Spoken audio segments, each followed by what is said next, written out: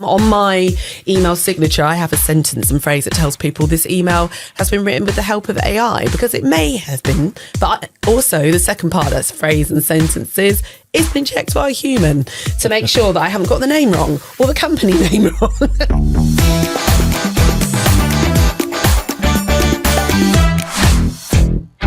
Hello and welcome to Land and Deliver. We are the podcast that helps you land that message and then deliver it with impact. So the topic of today, we are talking to you about, can you trust AI? We're talking about simple transparency rules for you, dear business owner, director, founder, CEO, whatever title you choose to give yourself. How are you using AI in a transparent way?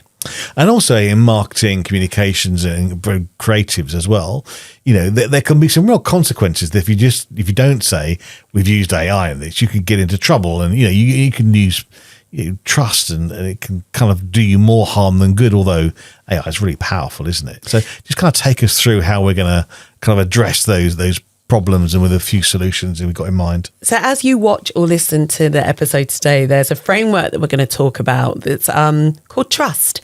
So we'll get to that, where we work out actually the kind of tick points, the checklist that you can give yourself in terms of how you want to use AI in a simple and transparent way. I think the other thing today is really just acknowledging that we are in a time, quite an exciting time, I think, where technology is evolving really quickly.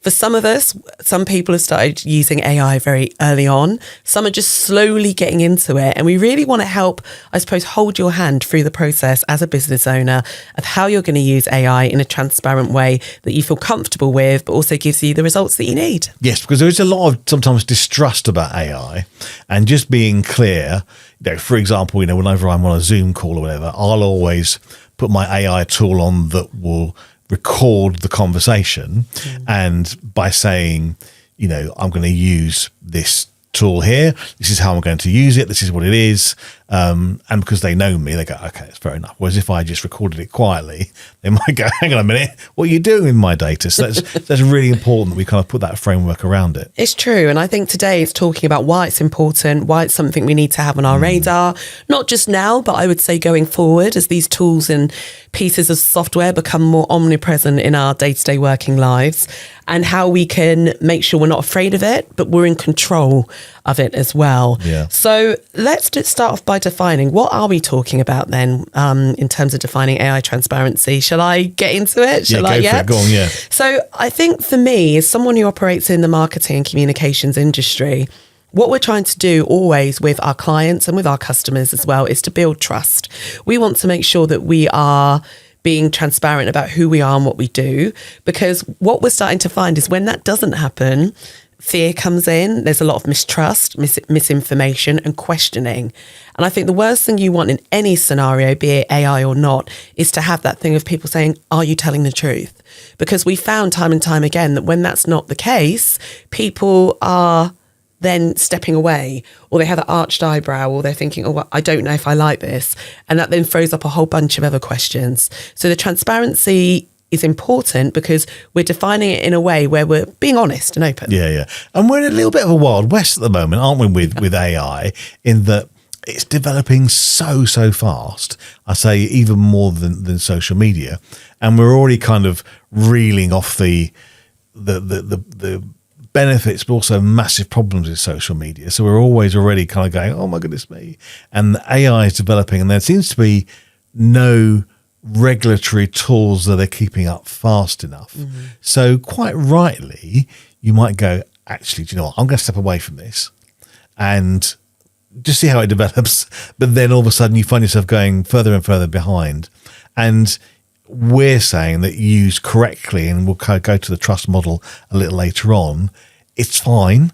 It's really fine. And you can mitigate it and, protect yourself. And so use those wonderful advantages of using AI, but with, some really careful steps, really, because it is everywhere, and, it will do you, your work and an amazing amount of good. It's true. I think we are living in a time where data and the use of that data and where it's used is vital, because that's how people are questioning. Back in the days of pen and paper, we didn't have to worry. I went to the doctor's recently, and at the start of the appointment, the doctor said, is it okay if I record this conversation and use it as AI note-taking? And it goes to show, even in the medical industry, there's that permission to use it going forward, to make sure that, as the doctor said, I want this to be a conversation between you and I, but I don't want to miss anything. No. And so, why is this topical? We're not just yesterday, we're talking about it in a business sense, but I'm seeing on my business bank account, it's asking me, can it use AI? I'm seeing in cars, I'm seeing in the health industry that it's happening more and more. So it's really topical. And if you think about it, actually, in the medical profession, they've been trained, they've been almost being like an AI since the beginning of being medical, right? Yeah. In the medical profession, they've been using data anonymously for a long time to help other people. And I think because we don't know what AI is, and there have been instances of kind of leaking data, people are rightly concerned, but with the right advice, it's fine. And then you can start to reap the benefits. It's just being aware, and perhaps if you're in a highly regulated industry where you need to keep your data really, really safe, then actually, asking the experts is a good idea. It's true. And I think this is the thing. We know it's topical, and for us, it's important to be talking about this because we can't ignore this information. We can't ignore the tools and software, but we do acknowledge there is a trust gap. We're finding that in our dialogue and communications with conversations we're having with people, where there is either a, yes, love it, use it all the time, or to the, oh no, don't like it, don't touch it, don't understand it. So there is that trust gap that people are AI aware or AI weary.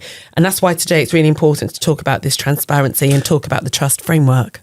And I would say actually trust is also about you. So people may not trust AI, but they will trust you more.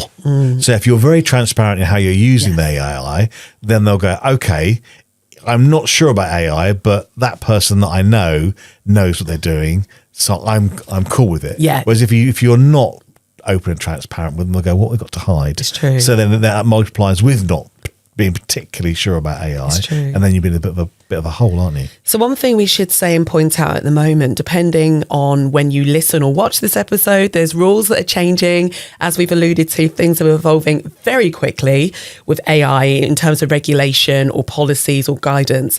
So we would always advise that if you're not sure, speak to the experts and check it out, right, Darren? Yeah. Absolutely. Yeah, that's really important, because we've recorded this in good faith and knowledge, but who knows what could be coming down the track in terms of future guidance and rules. Does this count as small print, Lou? Possibly, yes. This is our disclaimer. It should have like a little yellow Because mark, we can't afford to be seen. Yeah, we don't want that. But also we know that things change, and the companies, the software companies, are doing their best to safeguard and give us the reassurance as we use these tools. But also we know that, the government is keeping an eye on things in terms of what should be regulated and guidance. So let's look at then, we talked about regulatory pressures and expectations. We're going to get into the trust framework in a minute. Who is this affecting at the moment? I've talked about it being used in the medical industry. I've talked about AI being used, cars and in business and how we create our documents. When you talk to people, Darren, who are the people that you interact with who are using it at the moment? Who's it affecting? Well, I think for me, when I'm creating content for people, what we're also doing more and more is then putting that on social media.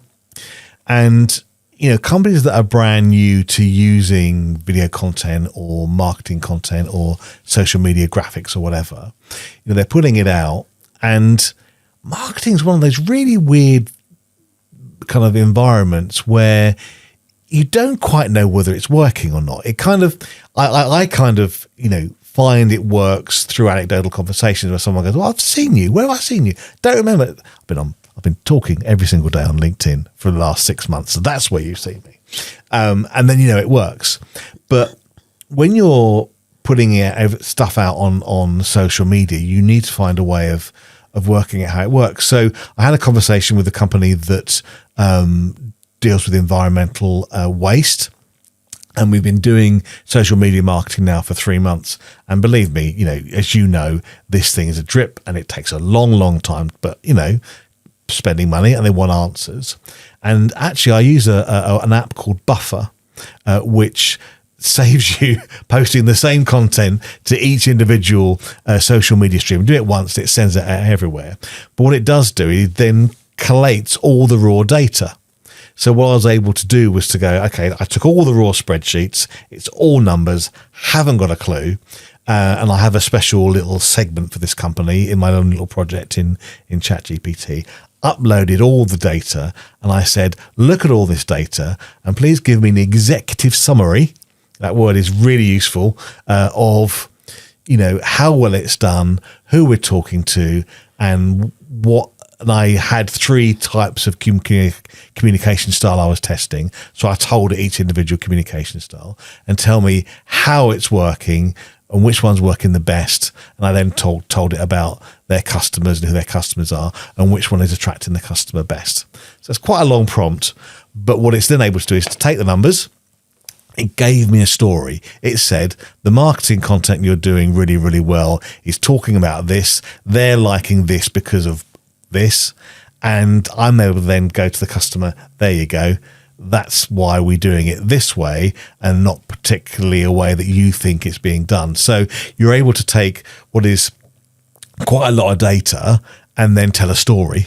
So my working process with that company, they know that I collect all their data using AI, and they know that I will prompt it and learn their company, how it works. So when I give them that report, they know which bit is my marketing expertise, because I'll be translating that. But they also are fully aware, because it's an ongoing conversation, and they actually embrace the fact that I record everything, because they will then just basically give me all the information, so they know that when I come to write for them or give them analytic results, they know that AI has been in that process, and quite embrace it, because actually they just keep firing me information and then that's there in its brain, because they then know what comes out is very much in their tone of voice, and that really helps them. What it does give us is that understanding to say they've generated this image using AI. And when we talk about simple transparency rules, the simple thing is, in a comms element as well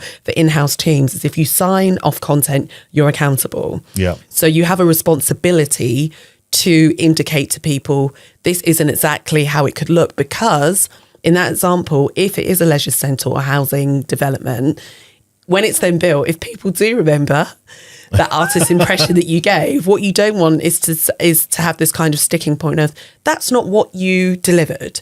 There needs to be the transparency of, we created it based on an artist's impression, based on an AI prompt, based on some graphic technology that was used to help us get a visual representation. And then that helps to set expectation. I think that's what we're talking about today with simple transparency rules for business owners. We're setting an expectation of what we're creating, but what is influencing that creation as well. I tell you who else is really embracing AI, and I think it's a great idea, and being very transparent about it, is estate agents. Because at the moment, at the time of recording, there are a lot of people selling properties as vacant possession, and they're empty. And it's really hard when you look at properties online to know how big the rooms are, because sometimes they shoot with those massive wide angle cameras, and you think it's massive, and you walk in there, it's a box. But a lot of them nowadays are saying, furnishing, made with AI. You then go, okay, you look at the size of the furniture, and you can really gauge how big or small the rooms are by looking at the chairs of the rooms, and that I think is a really good use of AI, and they'll often be transparent in putting that in there as well. And that's really interesting. Coming up, we're going to talk about the trust framework to help you out to set your own simple transparency rule as a business owner. But I think what we're alluding to here so far is how you're using your data, and it's about some chosen words of privacy. It's around the control, it's setting expectations, and it's understanding that actually it's okay to use these tools and to be open about how you've used them, so that people know the influence, but also know that there's some human input into it as well. So let's go then to the best practice rules that you've created, called trust. And just to describe what the trust framework helps you to do. When you are sat at your desk as a business owner thinking, right, I need to create a website, for example, and you know that AI is going to help you write the data and write the text and help you to kind of simulate this website and how it's going to look. Brilliant. However, because you know that this is had influences from other sources, other data, you want to be very clear and open about how this website has come about. Now, yes, you're going to tweak it. There's going to be probably some stock imagery that looks nothing like you as part of this AI tool. So you're going to have to make some changes. But you're saying to people, it's an advert and a polite disclaimer, a courtesy message, if you like, to say, I have used technology to help me create this particular product or service or resource. And for me, I feel that helps you to say to your audience and user, you've had some help, but you're using technology to be cutting edge and to be dynamic, and that's perfectly fine. But you also admit and acknowledge the fact that with using that help, you've had to tweak it and amend it. And that's good as well. You've acknowledged that you haven't just copy and pasted it as you see it. So take us through the trust framework. So the trust framework, and please do go to landanddeliver.co.uk so you can get the show notes and recap on this in your own time.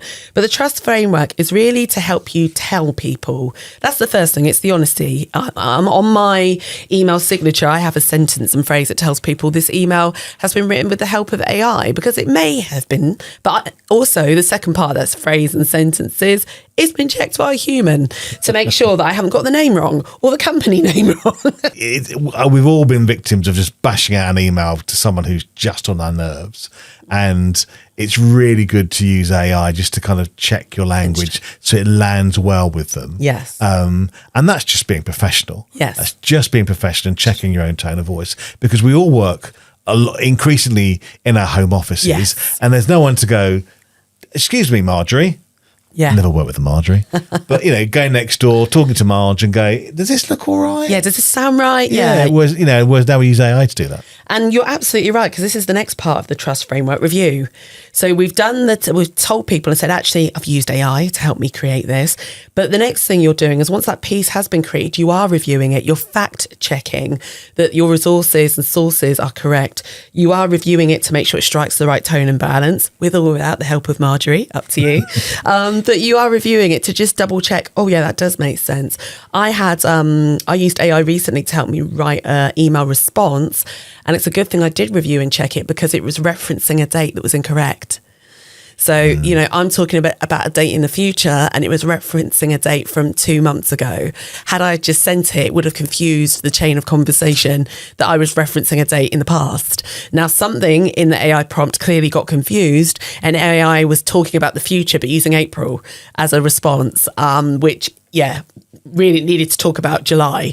So it just goes to show that the reviewing part is vital. And also, it's also, your prompting, isn't it? Because sometimes I've been talking about something, and then I've then talked about something else, and it's got, just like a human being, if you don't go, oh, hang on a minute, I'm starting a new conversation now. I've had conversation with it, and it's kind of gone, I'll tell you what it was buying a house. Yeah. So I was going to buy a property, and that fell through, and I'm buying a new property, and it started referencing data from the old property.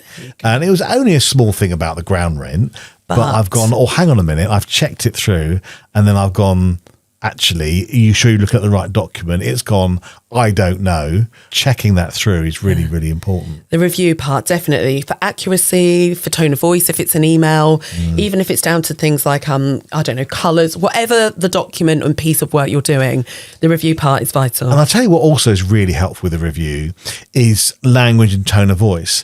I suppose some of us get hung up on language and tone of voice, whereas actually you might need to use a particular tone of voice as standard practice. So, for example, at the moment, I'm buying a property, and I'm talking to my solicitor, and my AI came up with this very, very formal solicitor speak, and I went, do we really need to do that? I said, this is a very formal tone of voice. And then the AI has come back and gone, no, solicitors prefer it like this because that's the way they work, blah, blah, blah. But when I talk to him, it's like two washerwomen talking over the washing line, like in written form. old Les Dawson style, but in written form, for best practice, they like it like that. Okay. So that was a really interesting thing where I've checked it and reviewed it, and it's gone, no, this is how it's done. So it's a bit of a learning curve.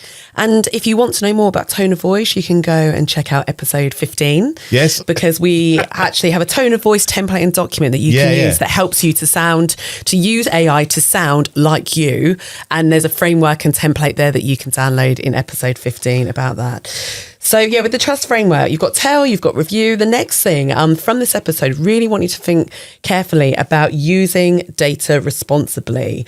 And, you know, with AI, it's all about data, as we've been saying. So this part of the framework of trust is thinking of how you're going to use your data responsibly. Is there something sensitive in there as part of this piece of work that you're creating? And if it is, how are you inputting that? Should you input it? And making sure that it's locked down safely if you are going to include it. Yeah. Okay, next one. Next one is set governance. Now, this is kind of maybe a bit wider than you as well. I think depending on your business setup, if it's you as a solopreneur, then this may fall on your shoulders. If you're working in more of a small to medium sized business setup, when it talks about governance, this is about making sure that your business is operating in a way that is accountable. So making sure that your data protection rules are up to date. You've kept up to date with the ICO, which stands for Information Commissioner's Office, in terms of what their guidance is around AI, and just making sure the governance is there. Are you trained in terms of not training the AI bot, but also are you trained in terms of where your data is being stored for your business purposes?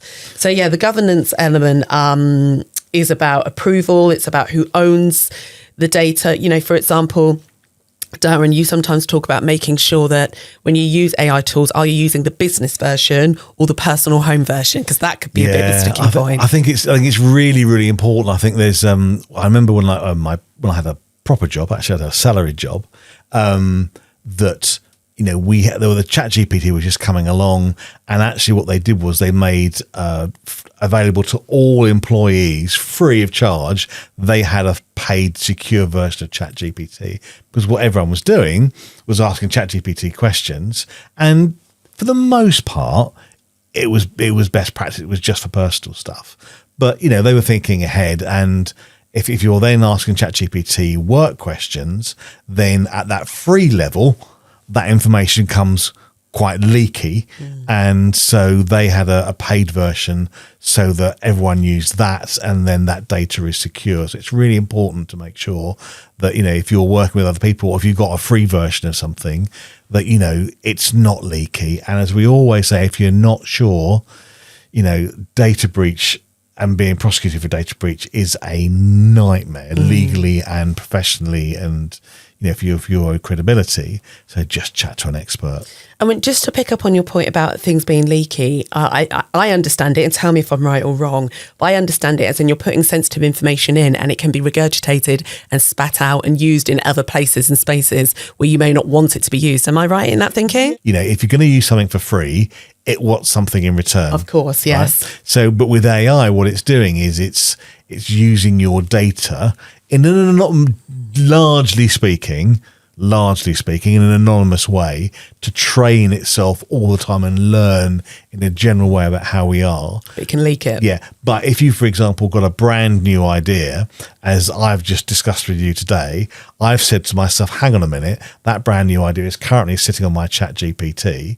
I need to get the next version up because I know that's much more secure. So it costs me an extra 15 quid a month, but it saves my idea because it's brand new and it's unique going out and popping up in somebody else's because it's not part of a massive data set in that region. Lovely. Good. Thank you for clearing that up, just to clarify. I thought that was the case, but it's worth saying. It's quite difficult to explain because it's quite messy, but generally speaking. But leaky, it could get out and be used in other places and spaces. Yeah. Okay.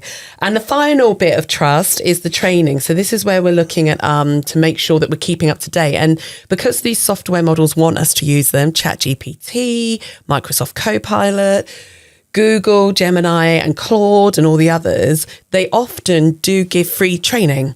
So you can register on their website. Now, there's going to be a bias to using that particular software tool because they're going to provide you with training to use it. But what it does is it allows you to keep up to date with the latest ideas, iterations, what's going on in the industry. And so you're staying current. So you know how to control, how to be accountable, how to regulate and govern what you're doing with your AI in a way that's going to be tangible, not with fear, but with informed decisions. And actually, I just signed up for a series with Microsoft on their AI tools.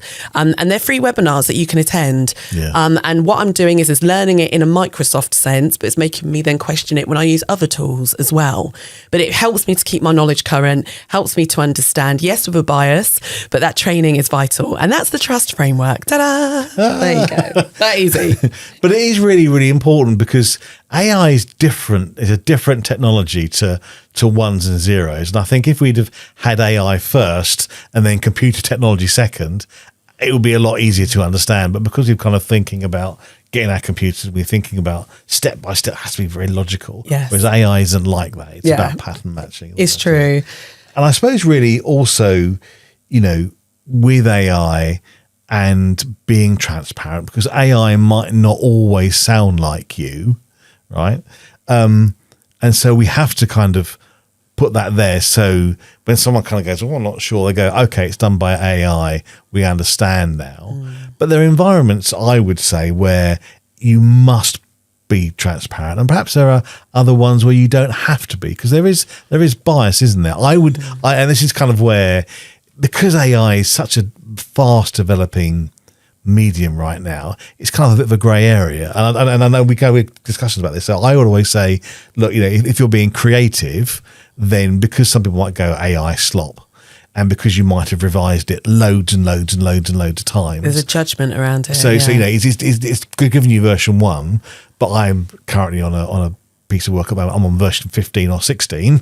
You know, I've arranged it so much that I don't feel I need to say it's done with AI, because it's got me off the blank page, and they've then developed it and, you know, made it there. But if you're in the regulatory environment, if you're in law or medicine or whatever, then that's a whole different ball game. You've got to be so careful, because it's highly regulated. Then putting that you've been helped by AI helps you just from a legal standpoint. I think you're right. You allude to something that is a wider conversation around when you disclose and you're transparent about using AI, the perceptions of your industry. Yeah. Some will be happier and go, yeah, of course, I expected that.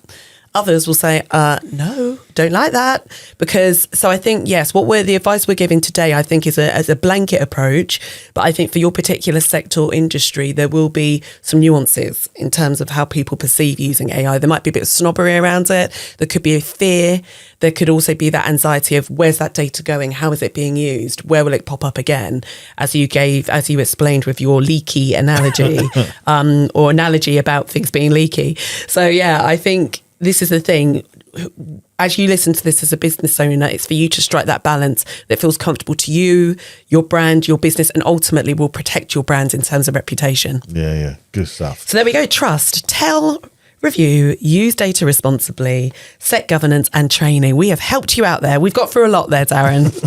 So really, I suppose, what would you say, Louise, are our key takeaways, three things to remember about transparency with AI? It is understanding the intention of what you're doing and how you want to share that influence, depending on your sector and industry, what people expect. It's about being responsible and accountable for that in terms of how the data is being used. And really, I think it's about striking that tone and balance that feels good for you and your business and how you want to share that, be it as an email footer, as a kind of little caption with a picture maybe, or even for me, I have an AI transparency statement on my website that helps me. So when I'm talking to clients and we're talking about working together, it allows me to, rather than going into, point 5, point B or 7 point E, in a long list, I just send that as part of my client onboarding so they understand and know, and then we can discuss any questions. So yeah, what feels good for you, but also being aware of the wider industry. There you go. So that's our special on AI transparency. Is a whole sequence of 5 episodes on AI that we're doing for Land and Deliver. Don't forget, if you want to have a look at our tone of voice document, it's something that we've created that that really helps you to fill it in. There's a lot in there because AI is great at disseminating a lot of information. But once you finally fill it all in, it's a once only job. You can upload it and then say, with my tone of voice document, write something on this. So we're finding it really helpful for us. But you can find that on episode 15 of our Land and Deliver podcast episode. And you can find that on our website, landanddeliver.co.uk. And that's where you can sign up for the show notes. So you'll get the show notes for this episode and also show notes and alerts for future episodes as well. So give that a try and do let us know how you get on with it, because we'd really like to get your feedback as well. So that's landanddeliver.co.uk. So that's all from us for this one. And we'll see you next time. Take care. See you soon.